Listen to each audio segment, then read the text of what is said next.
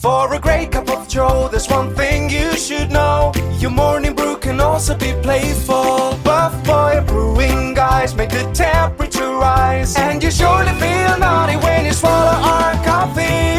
If you want some real heat, give your mouth a fine treat. You will want some more, rest assured. Buff Boy Brewing, you can't get enough of. It's time for The Scribble, your weekly fix of celebrity chats, bizarre stories in the news, and basic random chatter with best-selling author and syndicated radio host Jeremy Bradley. Make sure your seat is in the upright and locked position and your barf bag is securely in place. Here's Jeremy Bradley. Thank you very much, Larson. Jeremy Bradley here. This is The Scribble. Thanks for tuning in at thescribbleshow.com and on your favorite podcast app. Is the world still going? Like, I don't even really know exactly what's happened. You know what I'm talking about, right? This whole, I already hate hearing the name because it's basically just ruined everything fun in life, hasn't it, everybody? All right, so first off, let me talk about what's coming up on the show today, because unlike some podcasts, we produce this thing like a radio show. And so we had previously discussed segments and talking points earlier in the week. Most of that's gone because, as I just said, you know, the world was upended really on Wednesday, I think, is kind of when everything came to a crashing halt. And so now, you know, it's Friday morning. We were going to talk, you know, about Harvey Weinstein saying that, you know, he thinks that men just don't understand that rape is wrong.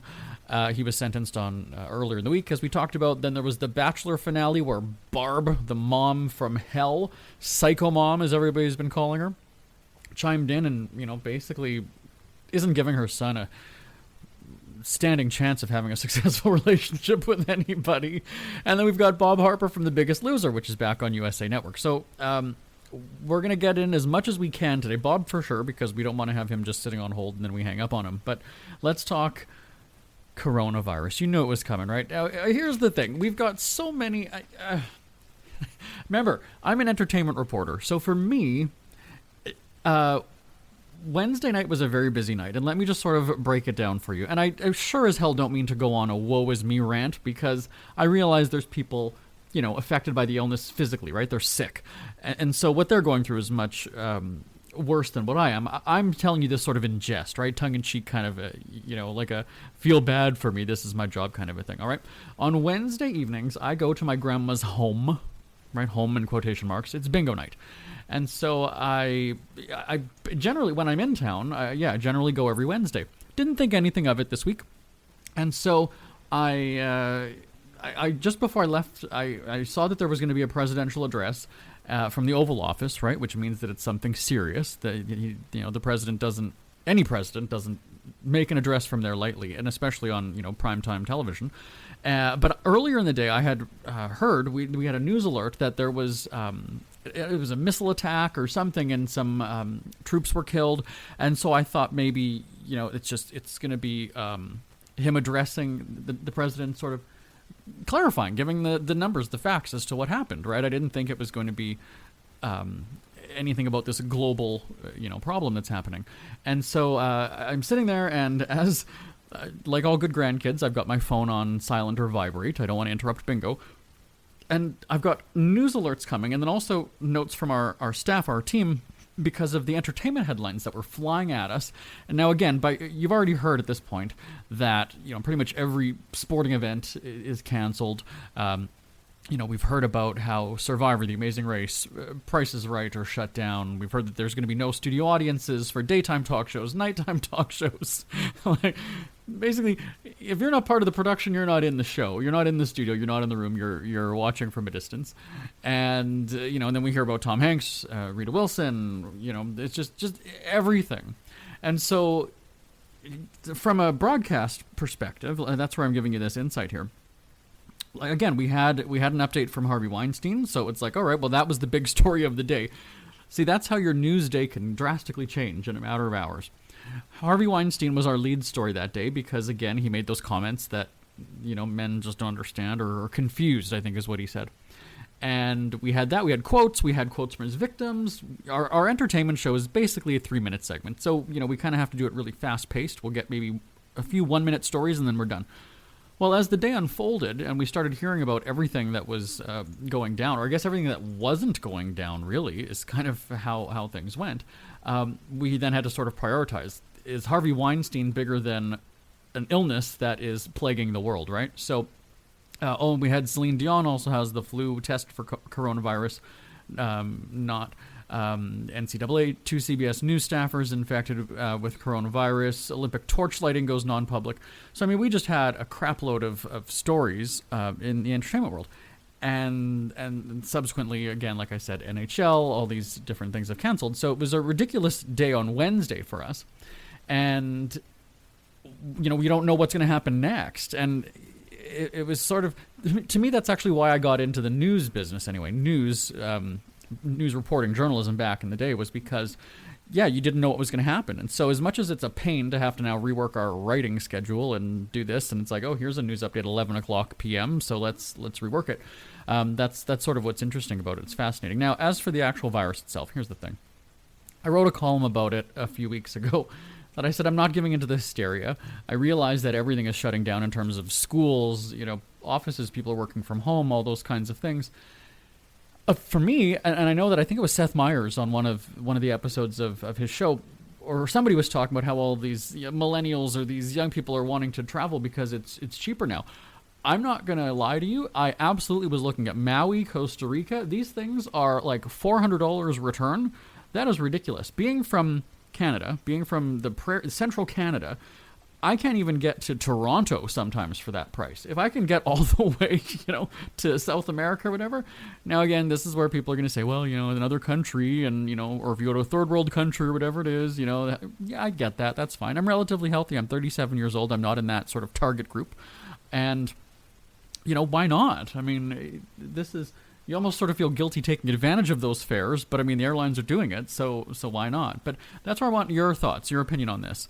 Are you hunkering down and hiding out in your home like it's World War III and you can't go outside and breathe the air, or are you just carrying on about your day? Are you just sort of living life, as they say?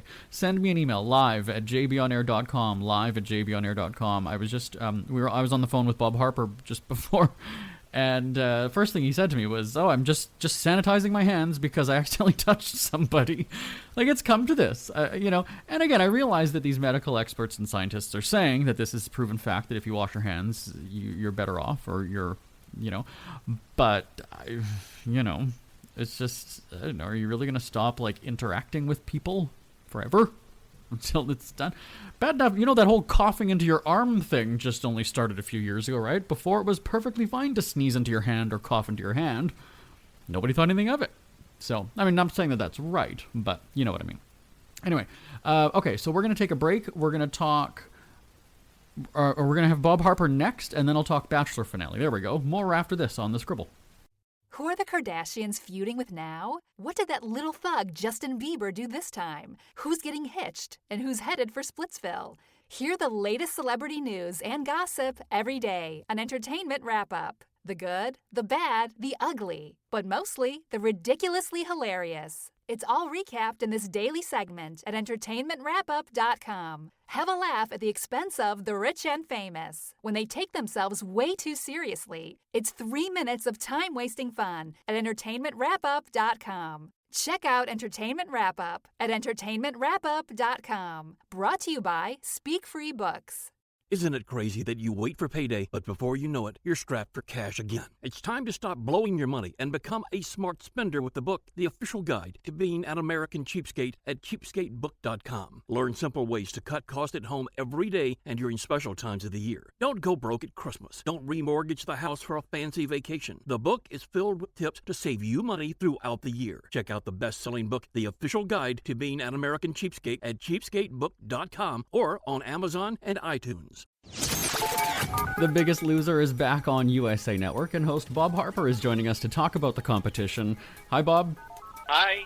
You did some checking to see when you were last on with us. It was January 28th, 2013. So what's new? Anything big happen in your life at all? Or No, since 2013, nothing's been going on with me. I feel like my life has completely changed. I think 2013, so that was, 7 years ago. Mm-hmm. You know, gosh, that was back when Loser was on NBC, and, you know, then all of a sudden we came back onto the reboot on USA. I've had a heart attack since then. I mean, life is just different. Well, and that's something that we reported, the heart attack in 2017, and by all accounts, you were leading a pretty healthy life after all. You were, you know, on The Biggest Loser for so many years helping others. For those who might not be familiar, and maybe you're already sick of talking about it, but you were at the gym when this all happened. Yep. I mean, you know, people are always going to find me at a gym, and the fact that my place of relieving stress and you know, finding my community was the place that I died and, you know, came back to life. And let me tell you, I had to really go into a lot of soul searching to find the courage to go back into the gym. And I never thought I'd ever have to do anything like that. I mean, that was like such a hard thing for me. Let me ask you, and you're far more of a fitness expert than I, so that this is why I wanted to ask. I mean, we know that there are some people's habits, actions that could lead to a heart attack, right? An unhealthy lifestyle.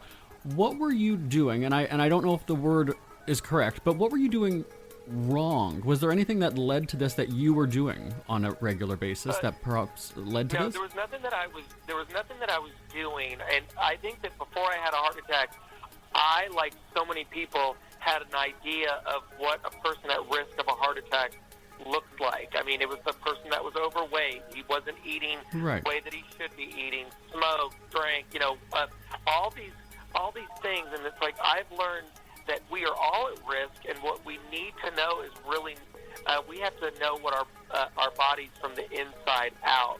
Because, again, it's like it's not about judging a book by its cover, because, you know, technically I was not technically, but visually, I was the healthiest, fittest I was in my life, and this happened to me. And I had a genetic issue that I was completely unaware of. What were your takeaways from the experience? And I mean that, like, physically, actively, not the emotional things, but have you changed your workout routine? Are you having to go a little bit easier now? Like, what's changed? I think a lot has changed. It's not that I can't go at the level that I used to go. It's now that I don't really have the desire to. I mean, I was always that guy that wanted to work out as hard as I could every single day, push new limits and new boundaries, and I don't have that kind of need to do that anymore. I still do CrossFit. I don't do it as often as I used to. I'm more focused on. I do a really intense hot yoga. I do that practically every day now, and it challenges me. It pushes me, but I don't know. I find it to be a much more controlled environment, and it's something that I really like doing that now. Well, and now you get to watch people push themselves to the limits on the show, right? You can do it from the sidelines in a sense now. Well, you know, I've always loved being a trainer on Biggest Loser, because, you know, I get to show people their capabilities when they don't know them, and you know, it's like, so I get to push them and I get to challenge them, and now with the reboot, I'm the host of the show, so I'm actually pushing them in a completely different way, and it's a mental way. I mean, we have these two fabulous trainers that are pushing them in the gym, and I get to push them in the support groups that we do now every single week. But I need to know, are you watching as it's playing out and wanting to get in there and be the usual Bob that we know from the show? Absolutely. I mean, I have FOMO so hard sometimes when I'm watching them in the gym, when I watch the show every Tuesday night, and I'm just like, oh my God, I want to get in there, and I want to do, this is what I would do, or, yeah, it's like I think about that, but, you know, they're in good hands. Erica's like, I love that girl. Let's talk about the competition, because I know when the teams go from red to blue to their own, there's a pretty big shift for them sometimes, isn't there? Yeah, and we're doing that this week. This is when they don't have that cushion, that comfort zone of a team to help them. It's all about what they're doing, and I think that it's such a good transition because it's kind of what real life is about, right? It's like, when it's time for them to go home, they're not going to have a team to support them, and this is when they start to really learn what they need to do on their own, and I think that there's really great takeaway there. Now, when it comes to the at-home challenge, I have to know who you think is doing the best and who's maybe slacking a little. Oh, gosh. I'm trying to think. I'm taking everyone. I really think that the women, we have some really powerful women this season, and I really like that. It's like anytime I'm drawn to strong women. So I think about like Christy and Terry that were on the red team, and Kim that was on the blue team. It's like, I think that I saw so many changes in them, and it wasn't just about like, how much weight they lost. I saw mental changes in a lot of the women that, that really resonated with me. We're almost out of time, but you mentioned Terry. I know that the show made headlines. She had a bit of an incident. She broke her ankle, right, during a competition. Yes. I mean, I got to tell you, when I was watching, of course, because I knew it was about to happen, and I mean, I was cringing when it was about to happen because, Terry is such a wonderful person, and, like, it happened, and, we got her care immediately, and, she did so well, but it was just still, I just felt so bad for her. I think a lot of viewers are saying, keep going, we saw it on the show. She's also being told, keep going.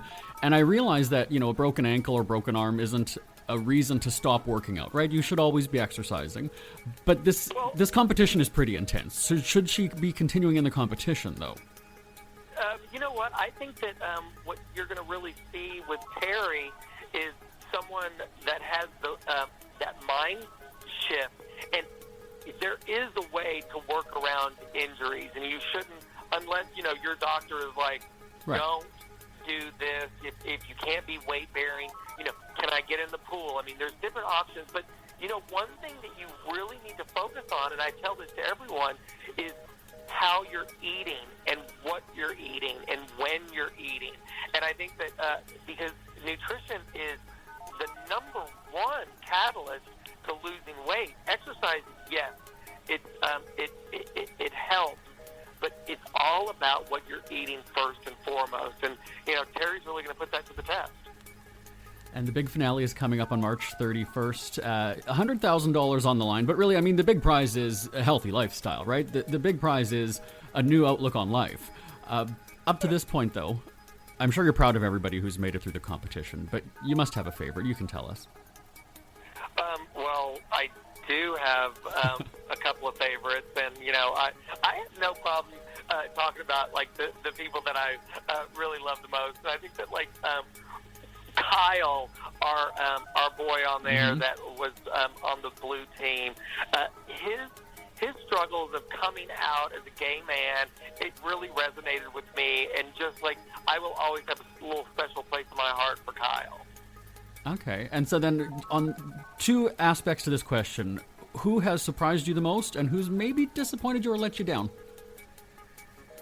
Well, I think that letting down is kind of a harsh way to put it, but I think that Micah was someone that like I really had such high expectations for, and I think that he pushed himself mentally and physically. I feel like there could have been more. I think that he could have gone deeper, and that's what I was looking for with Micah. And I think that when you see the transformations with all the contestants in the finale, I mean, so many great ones, and it's not all about just like how they look, but it's how they act and how they feel. And when you see Kim and you hear her story, it's like, I think Kim was like, huge success story this season. Well, we're going to be watching the competition. When can we catch The Biggest Loser, Bob? Tuesday nights on USA at 9 p.m., 8 p.m. Central. All right, sounds good. Thanks so much for joining us. Great chatting with you. Thank you. Ever had something to get off your chest but never had the balls to say it? That's a load of crap. Speak Free with JB.com is exactly what you've been waiting for. Your chance to tell it like it is and not care what anybody else thinks. Have your say on issues of the day. Join newspaper and radio columnist Jeremy Bradley as he tells it like it is. Hundreds of thousands of people have stopped by, including some well-known celebrities who have had a chat with JB and speak candidly about what's really going on in the world. You can join them too. Have a rant or a rave. Be brave and head on over to www.speakfreewithjb.com now. It's never too early to start thinking about your next holiday. Have you checked out Mexico recently? From tequila tasting, swimming with horses, to ziplining through the jungle and watching whales and dolphins in their natural habitat, Puerto Vallarta has it all. Visit mexico.jbonair.com to see all the fun PV has to offer. That's at mexico.jbonair.com for hundreds of photos, interviews, and videos from around the tourist hotspot. Check out mexico.jbonair.com for all the fun. That's mexico.jbonair.com. We are back here on The Scribble. I wanted to talk about The Bachelor, which by now seems like it was weeks ago, doesn't it? I mean, that's just the kind of week it was. The Bachelor finale was Monday and Tuesday. Of course, ABC milks it for all it's worth. And it was Tuesday that we basically saw what happened with Peter's quote-unquote relationship. I always call it temporary TV relationship is what I say. And then, like I said earlier in the show, Wednesday all hell broke loose, and then it's just kind of been a clusterfuck of a week since then. But The Bachelor, I mean, if you don't watch the show, you should, because in this time right now when everything is so uncertain and bizarre and stressful and whatever, Bachelor is a good time to just laugh at other people's expense. Now, here's the thing. I know people say, well, that's not very nice and compassionate as a human being. Here's the deal. That show already has a reputation. It has a certain reputation, okay? And maybe when it first started, people were watching to see true love develop. And I think that one or two of those couples, right, are still together. Now, over the however many years it's been, 20 maybe, the show now has just become a sideshow. It's become a circus, and by that I mean people who are coming on, who are already in relationships. You remember there was that one guy, we had him on the show, on the radio show. I don't remember his name, but he was kind of the first one who had an ulterior motive, that he was a country singer and he wanted to get his music promoted. Oh, the shame! And then from there, I mean, you got to realize how these things are cast, right? Like, it's not. When you look at this season and you have the girl who happens to be going on the date, and there's a musical guest, and the singer just happens to be a guy that she dated. I mean, what a coincidence! What luck, right? And then they're at this event, and somebody that happens to know the gal all of a sudden chimes in and is chirping in his ear and putting doubt in his head. Like, all these things don't just happen, right? It's not just coincidence. And people are now tuned into this. So my point in telling you this is that you don't feel bad for these people. I don't feel bad for them when I see them crying. They know they're coming onto this show. I mean, it's Jerry Springer, but without the fighting, right? It's sort of this ringside seat to watch the drama. When you watch it play out and you see the 20-something women, or however many it was this season, on the episode called Women Tell All, basically we counted, there was one, I think it was an 8-minute segment or something. The guy's name was not mentioned once. Sorry, it was mentioned once, but that was just sort of in a reference to something that they were bitching about, one of the situations with one of the gals. So basically what I mean is his name could not have even been said in that entire 8-minute segment. So is the show really about this guy, or is it about watching these catfighting people one-up each other? And, really in the end, do they even like him? I don't think so, right? So in the finale, And again, we always kind of see this. I said that this was similar to the show Catfish, where after you've run your course and you kind of have the shocking storylines out of the way, there's always going to be some kind of a twist now, right, to make it interesting, because you can't see the same thing over and over again. So we've already seen at the end of the show the guy, not pick the one that everybody's expecting, or eliminate them both, or they eliminate themselves and leave him, every ending we've basically seen. So I think what was really interesting about this time around, because the mother was just, I say rhymes with runt, the Bachelor's mom is there giving stink eye. She just didn't like one of the girls, and if you saw on social media, people were basically tearing into the mom about this, going, Mom, the reason you don't like her is all because of your own personal thoughts and feelings, that she made you wait. You didn't get a warm vibe from her. But you got to think about this is your kid's relationship, though. For me, and I kept saying throughout the season when we see the promo or the preview of the mom, going off, I mean, I was tweeting all the time going, that'll be the day. That'll be the day that I ask my 12-year-old brother, so what do you think of so-and-so? Do you like her? Oh, you don't like them? Okay, well, it's over then, because little Georgie over here, piss off, George. Really, that's kind of how I am. Same thing with my mom and dad. Now, maybe that's just the kind of dynamic or the relationship that I've had with them. When it comes to life choices about, me being an entrepreneur in my 20s and things like that, they just didn't get it. So I very quickly had to become independent and sort of go on my own and not look for their approval on things. So, and I haven't been in a situation, I have not been in a situation where I've, brought somebody home and then come to my parents after, go, so what did you think of them? What did you think? What did you think? Well, I can see, my family is not, great at hiding feelings and things like that, but it's also not a discussion that I'm having with them. Somebody mistreats me, absolutely my big brothers are going to give you the death stare and not want to talk to you, but they're still going to be polite to you and whatever, that's just kind of the way families are. At the end of the day, they know that it's my life, and that's that, right? So, anyway, if you haven't seen it, look up Barb Weber, the mom, and the screenshots and the memes and all these things that came about it. And again, if you've watched The Bachelor this past season, send me an email. I'd love to hear your thoughts. live@jbonair.com, live@jbonair.com. Also, again, I was live tweeting the finale both nights, so go to @JeremyDBradley on Twitter, @JeremyDBradley. You're going to have to scroll a few days, right, because it was a while back, but you'll appreciate the sarcasm if you do enjoy Bachelor shaming all season long. We'll be right back on The Scribble.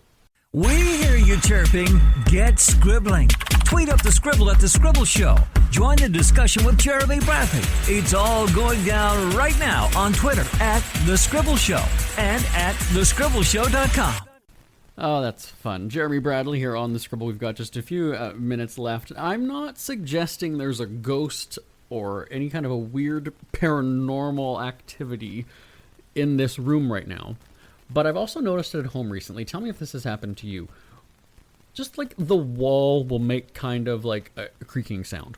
And I've noticed it a couple of times in my house recently where, and again, I'm not talking about cupboards opening or things falling off the shelves or, anything like that. I'm just hearing a kind of a sound. I'm not good at sound effects, but I'm hearing that all the time now. And it's one thing, the odd time, but I'm hearing it several times a day, and it's just different places of the house. Think about let's say a floor creak, right when you step on a hardwood floor or something, and it kind of makes that sound. That, but coming from inside the wall, and I'm not talking about pitter patter of animals running around or anything like that. I'm just saying, do you know what I'm saying? Sometimes if you live on a busy street and there's a big truck or something that goes by, kind of the windows rattle or whatever. It's just, I don't know. Again, I'm not suggesting that I'm in a haunted place or there's something crazy going on. It's just, there's just the weird noises. Wood just somehow makes a creaking noise. Maybe it does. If you know anything about engineering or building construction, send me an email. I don't know that I've given you my email address on the show today. live@jbonair.com is the address. I want you to try this one time. I want you to start a clock and say, I've got 30 minutes, and I'm just going to talk about whatever comes to my head. That's kind of how I feel some days when we do this show. I'll be honest with you. There are times when we plan this out. I knew that I was going to call Suzanne today, and even at the top of the show when I mentioned, we're going to talk about drinking, we're going to talk about product packaging, so I know what we're going to talk about.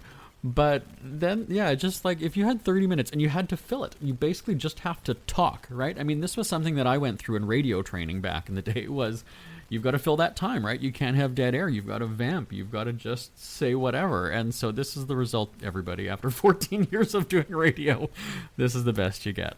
Talking about wood creaking in the walls of your house. So send me an email live@jbonair.com. Oh, there's no better time to tell you that we are out of time on the show this week. My name is Jeremy Bradley. This is The Scribble. Again, thank you so much for tuning in week after week. If this is your first time listening, thanks. And then you'll also have to do that whole subscribe if you like our show plea. All right? I will talk to you next time. Bye-bye, everybody. Want more Scribble? Check out thescribbleshow.com for past shows, celebrity interviews, cheapskate tips, and more. That's at thescribbleshow.com and on Twitter at The Scribble Show. The Scribble is a speak-free media presentation. If you want some real heat